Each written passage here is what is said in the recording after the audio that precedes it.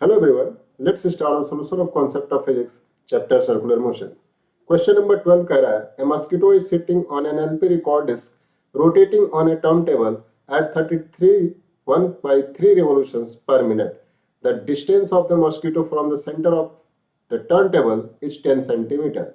Show that the friction coefficient between the record and the mosquito is greater than pi square by 81. Take g equal to 10 meter per second square.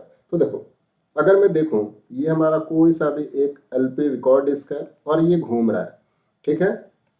मान लेते हैं omega की value angular speed omega है।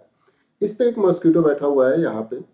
अगर ये घूम रहा है तो ये जो मॉस्किटो होगा उसके साथ साथ वो भी घूम रहा होगा और उस मॉस्किटो पे एक बाहर की तरफ सेंट्रीफ्यूगल फोर्स काम कर रही होगी mr²। अब चूंकि वो मॉस्किटो रेस्ट पे है तो इसका मतलब अंदर की तरफ एक फ्रिक्शन फोर्स काम कर रही है जो उसको बिल्कुल ही स्टेबल बना के रखी हुई है। तो अगर मॉस्किटो रेस्ट पे है तो इसका मतलब जितना फ्रिक्शन फोर्स की वैल्यू होगी उतना ही बाहर की तरफ सेंट्रीफ्यूगल फोर्स की वैल्यू लग रही है।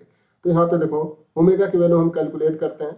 यहाँ पे रिवोल्यूशंस दे रखा है 33 1/3।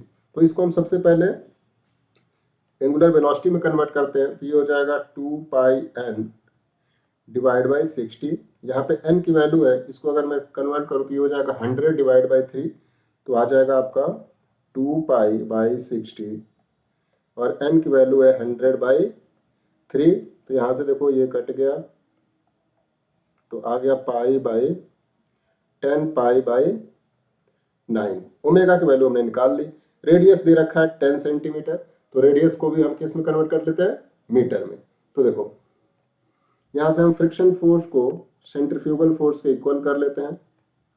फ्रिक्शन फोर्स की वैल्यू हो जाएगी mu M G equal to M R omega square. M से एम कट गया, म्यू की वैल्यू जो आ गई वो आ गई R omega square divide by G. तो यहाँ से देखो आर की वैल्यू है 10 सेंटीमीटर, तो 10 मल्टीप्लाइड बाई -2। ओमेगा की वैल्यू हम लोगों ने अभी को कैलकुलेट किया था 10 पाई बाई 9। तो स्क्वायर करेंगे तो हो जाएगा 100 pi square by 81 divide by G. तो यहाँ से देखो जी से जी कट गया और ये कट गया, तो म्यू की वैल्यू आ गई पाई square by 81।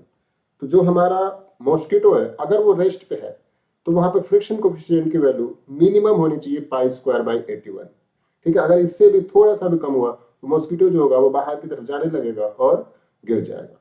So I hope you understand it well. Thank you.